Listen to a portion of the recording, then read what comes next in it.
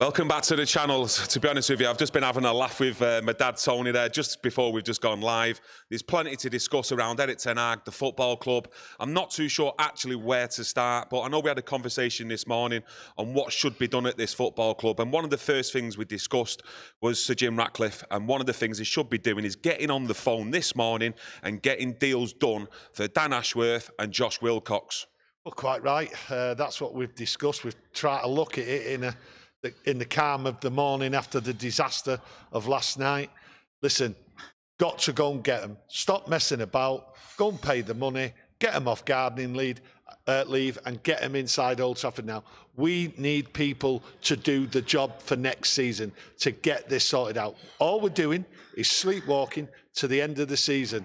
That defeat just shown everyone what's going on. It's carnage, it's chaos. And I'm telling you now, we're sleepwalking to the end of the season. Dan Ashworth has to be in place now. Jason Wilcox has to be in place now. People have to be put out to pasture now. No two ways about it. Out to pasture. Those who aren't going to be here, move them on, get the people in now so we can all work towards next season. If you bring them in and you leave it till the summer, We're still going to be seeing the same players here next season because it's going to be difficult enough with the Euros going on, getting deals done for players coming in, players going out. Yeah. And if you've not got these people in, like your Dan Ashworth, your Jason Wilcox, we're just going to be sleepwalking again next season. Well, people will be going away in the summer. You need the right people in place now to be dealing with them. And if not, I can only see this continuing into next season. The right people and the people what need to be moved on, they need to be sorted out now by the people in charge. You've got John Murtough in there. His job is under jeopardy. So who's sorting it out? Brailsford's there. He needs to work it out with Ratcliffe. Get on the phone. Stop messing about. Yeah, just before we come live on the video, we just had a bit of a chat discussing a comment that come out from The Athletic from Laurie Whitwell on Sir David Brailsford, and he said Brailsford has got an open door policy at Manchester United for staff and players to discuss their thoughts on improving the environment at the club. Several members of Ten Hag's squad have already taken up the opportunity to speak candidly with Brailsford in his office. Now, it was actually your response that gave me a little bit of a chuckle just before we pressed that button. So, yeah, if you can rehash that. It's like someone trying to be teacher's pet here, going in there, talking to the head teacher and trying to curry favour. That's what it sounds to me. It sounds childish, to be honest with you. Absolutely childish, asking people and actually going out there with it in the public domain, telling us all, right, I want people to come in and be candid. Well, what that says to me is people will go in there before someone else sticks the boot in on them. That's how it looks. Yeah. You know, absolutely ridiculous. What a way to run a club. You know, getting people to tell tales on you because that's what will be happening. Doesn't make any sense. Where's the professionalism in that? I mean, won't David Brailsford gain more insight, though, that if certain people are actually doing that, going in there, telling tales, so to speak, it actually tells them more about the character of that person who's sat in front of him? All you're doing is getting people coming in telling lies. It's not my fault, boss. Ain't my fault, it's his. Yeah. You want to see what he does. That's what's going to happen, because that's real life. Yeah. You don't go in there and go, do you know what, it's my fault. Absolutely my fault. You know, I should have worked harder. Yeah. I should have done this. I should have done that. Yeah. You know, don't be blaming anyone else. Yeah. It's all on me. Yeah. It was my fault. No way is anyone going in there doing that. Yeah. They cast the blame elsewhere. No one is accepting responsibility in Old Trafford and haven't done for years and years. And to sit there, right, with a cigar in your hand, waiting for the door to open, right, and for someone to come in and hold their hands up and go, do you know what? You know, it's me. That ain't going to happen. Telling tales, outrageous. You talked about John Murtough, and in the same report this morning from Laurie Whitwell, he actually says John Murtough is set to depart Manchester United. We've discussed it many times, like a lot of yous out there. And he says that there had been a loose proposal he could continue working in a reduced role at Manchester United. But now all parties accept a clean separation makes the most sense. His exit should be confirmed once hires on the structural side are formalised. So Ratcliffe, get on the blower, get Dan Ashworth in, get Jason Wilcox, anyone else you need in there, get them in today, get them deals done. If it's 20 million, 30 million, this club needs it. They need the right people in behind the scenes to move this club forward, because if you don't and you leave it until after the summer, this club is going to be sleepwalking again next season, and us as fans, we deserve more. I don't understand that word in it. Loose control, you know, as though like, well, maybe you're going to stay, maybe you're going to go. Yeah, a loose proposal. A loose proposal. How professional is that? That's not professional. Do you know what I mean? Where's the decisions being made here? I thought Ratcliffe, okay, came in with Brailsford and said there are going to be changes. We're going to challenge in 3 years' time. Everything is just going to be different. We're going to be professional. We're going to get the right people in place. How can you get the right people in place when you've not made a decision on John Murtough? A loose proposal. That's not definition of he's staying, he's going. I do not understand that. That sends red flags to me about what is going on inside Old Trafford, right? And about the structure of what is coming. That don't bode well at all. No, I totally agree. And John Murtough himself, if he's in like that limbo situation of 50-50 of whether he's staying, how committed is he to getting business done for the benefit of Manchester United this summer? Well, once he's been told... If you think you're leaving anywhere in a workplace, you sort of like casually slow down, don't you? Like, oh, I'm not going to be doing that job anymore. I'm just going to take it nice and easy. Like you said before, sat there with the cigars out. Well, loose proposal. If he'd have known about this loose proposal a couple of months ago, best thing he would have done, right, was go out there, look for another job on the quiet, and if that job doesn't fail, he'll turn around to him and go, ah, do you know what, I'm committed. Because he's got a job and he's got money, and away he goes. I tell you what, absolutely, balmy situation, what's going on. It does not help, and that's why them phone calls have to be made. And it's not just on the players, it's not just on the staff, it's on the manager. These decisions have to be made. I listen to Erik Ten Hag. He's under the impression he's staying next year. Well, fine, if that's what he believes. Do you know what I mean? Now, if these things are coming about John Murtough, then at the end of the day, it sounds as though the proposal for Erik Ten Hag to be staying or going has already been made, and everyone knows about it. And Erik Ten Hag has been confident about what he's doing next year. He's come out with statements. So to me, it looks as though the proposal's in, Erik Ten Hag's going to be working with the new structure. That's how it seems to me. I might be wrong, but it's my opinion based on what I see and what I hear.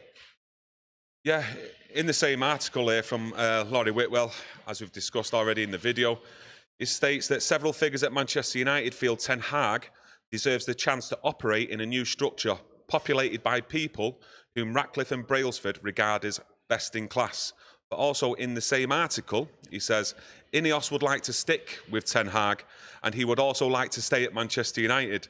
There has been a good sense of collaboration and discussions between Ten Hag, Sir David Brailsford and Ratcliffe.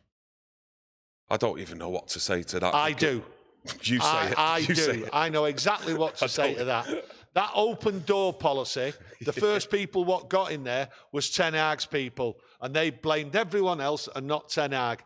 That's what it seems to me. Yes, I'm only joking, but at the end of the day, it just seems as though the decision has been made.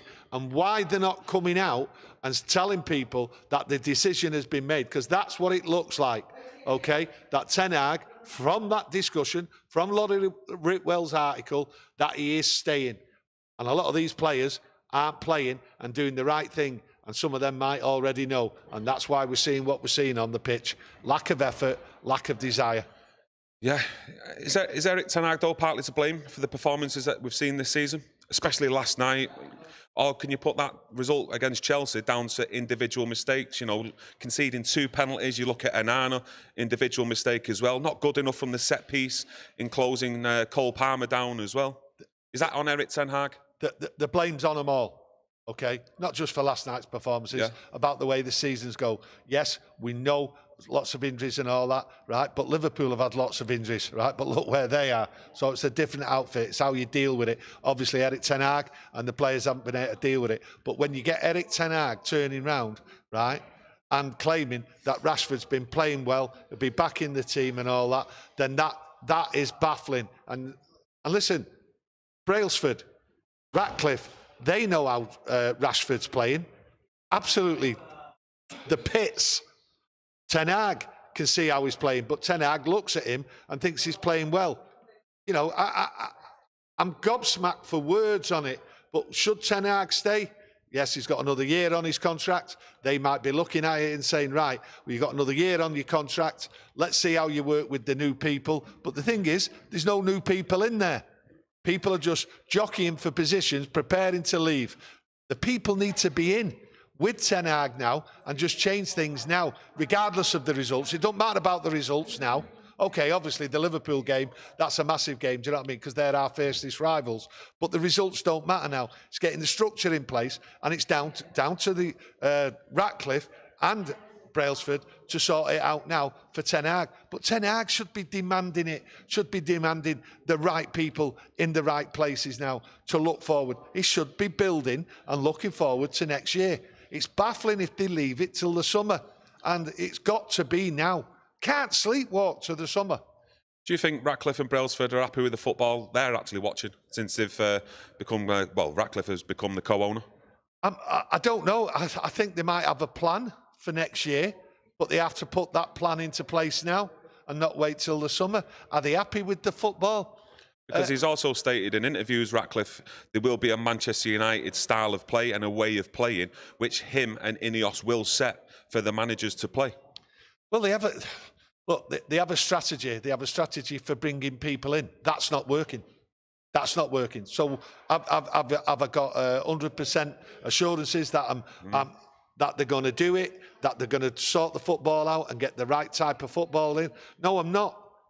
Everything isn't going well inside Manchester United, and they need to act. Now, I thought he was giving it the big one when he came in, saying 3 years, we're going to get there. Well, he's the one what's called it on. 3 years. So it's down to him now, and it's down to him to act, change the football, change the style, and possibly change a lot of the staff as well. Yeah, Akash Paul Chase of his super chat, mate. He says, the new structure suggests Ineos are empowering Erik Ten Hag, which is needed to break this cycle. Utter disgrace the club had to get to FFP limit to change strategy. So yeah, so he's basically saying, you know, all the business that we've done in overspending, it's got to a point now where really we're having to go with a strategy that we should have done years ago. Yeah, well, he's like he says there, it sounds as though he is empowering Ten Hag to carry on. Yeah, you carry on. You set the team up the way you want it. That's the style. That basically he's saying, that's Ratcliffe, that's the style I want you to play, Eric. Carry on. And the players what can't do it, we'll deal with them and we'll get them out and we'll bring in new players. But how that happens on the money side of it, I don't know. Will he be able to get rid of enough players? Will he be able to bring in enough money? Have they got enough money to add to that budget? We'll have to wait and see on so that. If Ratcliffe agrees with Erik Ten Hag in the style of play that he's currently playing, that's the right way to go forward, well, there must be an agreement in place or a chat that they've had that these players in the squad, then it's their fault that they're not good enough to play the way Manchester United should be. Well, that's right. The club should be going forward. It looks as though the two of them, Ratcliffe and Erik Ten Hag, are in sync with the style of play and what's needed to go forward. And when you look at what Brailsford is saying, you lot, anyone in the club, just come in and have a little chat with me. Erik Ten Hag's on board with that. And I have said before that Erik Ten Hag has been sitting down with board members like Brailsford and other people, sat down with Ratcliffe and worked out the strategy for the summer transfer. Erik Ten Hag has confirmed he's part of that. Yeah. One thing, surely, the style of play, what he wants Manchester United to play is the amount of shots conceded on our goal. After the Brentford game, as we've discussed, Erik Ten Hag's not concerned by the shots faced. And you look at Manchester United's last 4 Premier League games, the shots that we've conceded at 109 shots, 27 against City, 23 against Everton, 31 against Brentford, and 28 shots against Chelsea last night. Surely that isn't the Manchester United way. I think Erik Ten Hag has been given the nod and he's not concerned about anything because he's looking to change it in the summer. Okay, when people have been moved about, when he's got the right people, it's not a concern now. Okay, it will be a concern going forward. He's looking at trying to set his team up, trying to perform, trying to do it his way, and obviously in my opinion, Jim Ratcliffe's way, right? It's not working. They all know that. And they must know that it's not working because the personnel, what's out there on the pitch, aren't capable of doing it. So they must have a plan, right, to change that. So the concern about certain things like conceding so many shots isn't a concern because they know they're going to change it and who they're going to change to bring in and to take out. Marcus Rashford has said, though, out on social media and interviews in recent weeks, not to question his commitment to Manchester United. There's a lot of people on our channel, including in the chat right now, questioning Marcus Rashford. And today, Erik Ten Hag was asked about Rashford and his motivation to the club. And he said, Marcus Rashford's form is progressing. He has a big motivation, I'm sure, and I see he wants to be successful at Manchester United. He wants to win trophies, fight for a Champions League spot, and the Euros are coming up, so his motivation should be high. This is where everyone will be going mad, that his form is progressing. Marcus Rashford's form progressing. Marcus Rashford's form is going down and down and down. And to be honest with you, I don't think it can go any further. The man doesn't run, he jogs, he doesn't tackle, he doesn't jump for headers. He just does not seem interested at all in what's going on, and he doesn't seem interested in being part of the team. Marcus Rashford seems to be, I'm Marcus Rashford and I'll do what I want, and what he seems to do is nothing. So I'm absolutely baffled why Erik Ten Hag is still stuck with him for this long to be on the pitch, why Erik Ten Hag is now coming out in defence of Marcus Rashford and criticising other people's comments. Because at the end of the day, Erik Ten Hag is saying we're all stupid and we don't know what we're looking at on Marcus Rashford on that pitch. Because as fans, that's all we're bothered about, what goes on the pitch. And what we see is something completely different than the manager. So we're at total loggerheads here. And I'm baffled and I'm aghast at what he's saying. I am. And I can't work it out. I cannot fathom out why he's come out with a clear statement that he is progressing with his form, Marcus Rashford, and that he is committed to the club. I don't see that at all, 100%, and I've not met anybody in the last couple of months what have stuck up for Marcus Rashford and backing him. They all see it as I see it, and a lot of you see it out there. Yeah, Rail99 says in the chat, it's a good point. He should be concerned, Erik Ten Hag, about the shots we're conceding because it's points, we're too weak and we're not controlling the midfield. I agree he should be concerned, but he's saying he's not concerned. And there's a reason why he's not concerned, because he's had assurances from Ratcliffe and Brailsford. That's how it's coming out, not just in the media, right? That's how it seems, that he's had assurances. He's not concerned about anything. He's not concerned about Marcus Rashford's form. Well, you know, if he's not concerned about Marcus Rashford's form and he's talking as though like he's improving or he'll improve, then he's not concerned about anything because he's the one what's had assurances. And we've just got to go through this terrible period now till the end of the season, right, of worrying and watching Man United try and get over the line. And the end of the season, as far as I'm concerned, can't come quick enough. Akash Paul, cheers for your super chat, mate. He says there's big pressure on Erik Ten Hag to start certain players. Do you get that feeling behind the scenes that, you know, Ratcliffe, you know, Ineos, whoever's in there, you know, maybe say to Erik Ten Hag, you've got to maybe start these players, certain players like Rashford, etc.? This might be the case. Do you think there's anything in the contracts? I'm not too sure whether certain players have it. You can imagine, like, the likes of Kylian Mbappe, etc. will have certain clauses in the contracts that they've probably got to play a certain amount of games to get certain bonuses, etc. I think if you're world class, you can demand anything. But Marcus Rashford, right, is a good player, was a good player. At the moment, he's absolute rubbish. He's never been world-class, Marcus Rashford.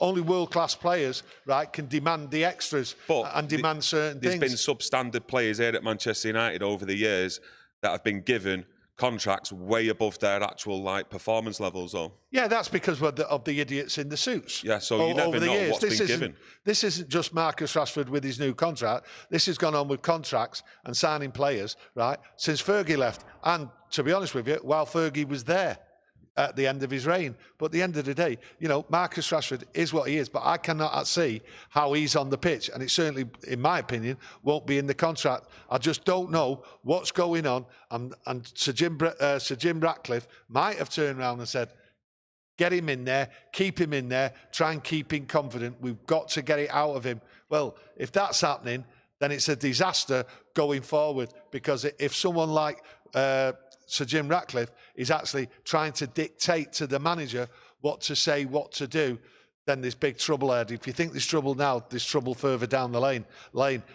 down the line. And you've got to remember, right in the background, who is skulking around? The Glazers. Do not forget them. Yeah. Erik Ten says too many issues with this team. It's not just Rashford, stinking attitude. And it's not just Rashford. There's too many issues with the club. Yeah. You know, the club, the issues. I haven't got a pen, right, what will have enough ink in it to write down what the issues are. It's been carnage, it's a disaster, it's going on, it's been going on for a long time, and it will go on for a little bit longer. I was actually thinking this morning as well, when was the last time I actually really enjoyed watching Manchester United? You know, for 90 minutes where they've controlled the game, we've played, you know, attacking football. I actually don't think I've enjoyed a game ever since the Carabao Cup final last season. I actually can't remember an outstanding, a great performance by Manchester United. I think it's slowly gone downhill since then. Look, as a football fan, this is how I am, right? You can't go out there and expect to enjoy 90 minutes. You have to suffer. You have to feel pain. You don't. Where players, you do, because that's the part of coming back, right, from adversity, right? That's part of the enjoyment. Manchester City, Liverpool, even Arsenal, they don't suffer week on week like we've been doing. They play a lot of games. Yeah, but they play a lot of games of football what are enjoyable to watch, entertaining games of football. They don't win every game, but the majority of the games that they do control for large parts. And I can't remember the last time I see Manchester United control even an half of football against a decent team. Oh, no, I agree with you. I can't remember. I can't remember. And lots of people out there have time and time again saying we don't control an half of a game, never mind a full game. And that is poor, and that has to change going forward. But the thing is, you know, football, you know, 90 minutes, you can't control all the time. And sometimes you have to come back from adversity. And the problem is with United, you just never know what you're getting. And, you know, it's always moments. Well, moments in football just ain't good enough consistently going forward. Yeah, Bruno Fernandes was asked about the Liverpool game as well. And he said it's a big game on Sunday against Liverpool. I don't need to say anything to my teammates. If I need to say anything, it's a problem because this is a massive club. Look, if you're playing well and you're playing consistent and you're up there and you're challenging year on, year out, and you've got a team there what knows what to do, okay? Quite right. You don't need... I've heard Roy Keane say it. When he was captain, I didn't have to say anything. They all come in and they all knew what to do. Well, I'm sorry. This ain't a winning side. This ain't a team what's challenging. This is a team, right, what is it? At loggerheads with each other. Players not talking to each other. Players telling tales on each other. Players not passing to each other. These players need telling. And they need telling by a strict, hard captain. Obviously, Bruno, by coming out with that comment, we're playing Liverpool. The team, the club is in crisis. Some of these players don't care. He only has to go back to last year. We played Liverpool and got beat 7-0. And he's turning around saying he doesn't need to tell the players anything before the game. Is he serious? Is he serious that you don't need to tell these players and G him up and tell them what's needed and remind them? One thing he should be doing is reminding them of how Liverpool have took United to the sword. Yeah, we got a 0-0. We fought well there. Do you know what I mean? But at the end of the day, 7-0. That needs to be reminded in every player, and every player needs to have instructions that never, ever again do they ever perform like that. He should be standing there screaming at him, and he's going to go in there on Sunday and say nothing. My God. Yeah, I agree with the comment here from Ben Breslin. He says, this team hasn't the mental maturity to sort it out themselves on the pitch. Quite right, they haven't. Yeah, we see it all the time. The mental... Listen, we're conceding goals late because of the mentality, right? The maturity of the team and all that. You know, the work rate, the togetherness, it's not there. But the mentality, it's definitely not there. And Bruno is turning round saying that I'm not going to speak to him because they know what to do. They don't know what to do. It's Bruno what doesn't know what to do. Yeah, Neil Crowd says Erik should be sacked this morning. Cheers for your super chat, my mate. That's just your opinion, isn't it? Yeah, listen. I don't see what benefit that brings, though, by sacking Erik Ten Hag now. No, I'm not too sure what that brings. Doesn't bring any benefit. But at the end of the day, listen, at the end of the day, the decision has to be made to bring everyone in place and everyone out of the club. And if that's what Sir Jim Ratcliffe ends up doing, he must do it now. If he wants to, I actually believe that the decision with Erik Ten Hag, and whether he's staying there for next season or even way down the line, will be left to Omar Barada and Dan Ashworth when he comes in. I think it'll be left to proper football people to make that decision. And until they're in place, we're not going to see any decision at all on Erik Ten Hag. And this is why we've said at the start of the video, Sir Jim Ratcliffe needed to be on that blower this morning to speak to people, to get deals done for Dan Ashworth and Jason Wilcox, to get proper people inside that club who know about football. That is exactly what needs to happen. I agree, and I think a lot of people out there agree we need to get the people in, but the decision should be made now. And if the decision is Erik Ten Hag out, don't wait till the end of the season, get rid of him today, right? But I don't believe that they're going to make that decision. So Erik Ten Hag's here. I've said a long time now, I want Erik Ten Hag to stay. I'm absolutely not happy with Erik Ten Hag. The time and time again, in the last month, I've been very disappointed with certain things. But he's confident. If you've not got the right football people behind the scenes, though, we're going to see a lot of these footballers, well, there are a lot of players in this squad here next season. If you're Dan Ashworth, Jason Wilcox, etc., maybe even more, aren't in place before the end of the season. So if you sack Erik Ten Hag, a new manager comes in, and a lot of these players, like Marcus Rashford, you know, other players out there, you know, they will be given another chance under a new manager next season. Yeah, and that's not what we want. We know these players what need to be booted out of this squad. There's a lot and we'll be here again in 12, 18 months saying the same thing about a good or, a class manager. We've had good managers. We've had Louis van Gaal, Mourinho, all very, very good managers at other clubs, won trophies. But here, they failed. And they failed, and one of the main reasons why they failed is because of the structure. In the end. Is the structure what's inside that club. The way each department, it works with each other. And I've said time and time again that each department just looks after each other. And that's down to Brailsford and Sir Jim Ratcliffe to get done now and get it sorted now. And if Ten Hag works with them, that's the way it's going to go. So be it. I'm happy with that. And if it goes the other way, I'm also happy with that. But he has to have everyone brought in before the end of the season. Then we can all see the structure and then we can all get behind it. And if Erik Ten Hag is part of that structure going forward, then you get behind it because you have to turn around and say he's brought the people in to help Erik Ten Hag and everything else, and he's also moved on players. That's what we want to see. Yeah, I just said like Louis van Gaal failed there, but I went over the top there because I don't actually think he failed. He won us the FA Cup, then was shortly sacked by an absolute clown in Ed Woodward. So, and at least with Louis van Gaal, whatever you say about his football, you're always seeing a style of play. At least you know what you were going to get on the football pitch week in, week out. Yeah, you knew what you was going to get. But Louis van Gaal was always short-term. Mourinho was always going to be short-term. And there is something in like keeping Erik Ten Hag for the long term and get the right people in and push it on, okay? But there is also a point, and I don't know what that point is, that Erik Ten Hag gets X amount of backing, but when do you stop that backing? When do you sort of say, well, when he's turning round and he's talking about Marcus Rashford, that his form is improving, okay, then he can't keep going and saying things like this next year if he's here, because I will not tolerate that anymore. I think he might just be doing the PR bit. I hope it's only PR. That's why he's to come out with them comments. Anything else is beyond me. Why anyone would even think Marcus Rashford is playing well in one game. I can't remember a game he's played well in. Penny in the chat says he's prepared for a rebuild to take at least a decade. Seriously, I think that's realistic.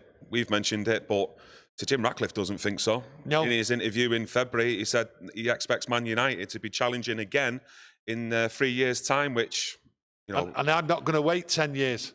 He's come in now, Sir Jim Ratcliffe. He's give it the big one. Going to build a new ground, going to do this. This is what I want to do. This is what I'm going to do with the structure. Get the right people in. Well, at the end of the day, do it I want it done. I want it changing. I want them Glazers out. He needs to get rid of them at some point. But let's see. To me, what's going on here is too much PR. And with Brailsford sat in an office waiting for people to walk in and start telling tales, it does not bode well going forward as far as I'm concerned. Yeah, anything more to add before we jump off? No. We've just got to have change. It's as simple as that. And the change has to be made now. All the departments done. There's no point messing about. Rashford. Dan Ashworth. Not Dan Ashworth. Ratcliffe has just got to pay the money to get the people in now. In the back, for all the suits and all that. Listen, he has to pay it now. Yeah, the structure needs to be in place. We're not going to see any movement, anything going in a trajectory that way, unless the football people are put in behind the club to make the decisions. And whether their decisions is to sack Erik Ten Hag and bring a new manager in, so be it. I don't think he can have really any complaints in the results this season. Yes, you can factor in injuries, etc. Just look at our defensive line, the amount of injuries that are there. But at the end of the day, I don't think too many of us could complain if he was sacked, but we've got to trust another process. I can't believe I'm saying that, to be honest with you. How many times have we heard that word, process? Project. I don't want another process, a project under another manager. I just want work, professional people in the right place, doing the right things, and then moving on. That's all I'm asking for. Just move on, get away from this horrible environment and move on with the right people in place and do it now. Do it now. Get on that blower, Sir Jim Ratcliffe. Start getting them deals done for Dan Ashworth, Jason Wilcox, and anyone else you need in that background to take this football club forward. And to give Erik Ten Hag the help he so badly needs as well. But yeah, I'd just like to thank every single one of you for getting involved in the chat. It's been absolutely popping off. Loads of different opinions in there, and we appreciate every different opinion. So if you've enjoyed the video, you want to help support us, just leave a like on the video. It's much appreciated. And we'll see you again tomorrow with a match preview, looking at the Scousers on Sunday. So hopefully get them notifications on, and we'll see you again tomorrow. You enjoy your Friday, everyone. See you again soon. Thank you. Thank you.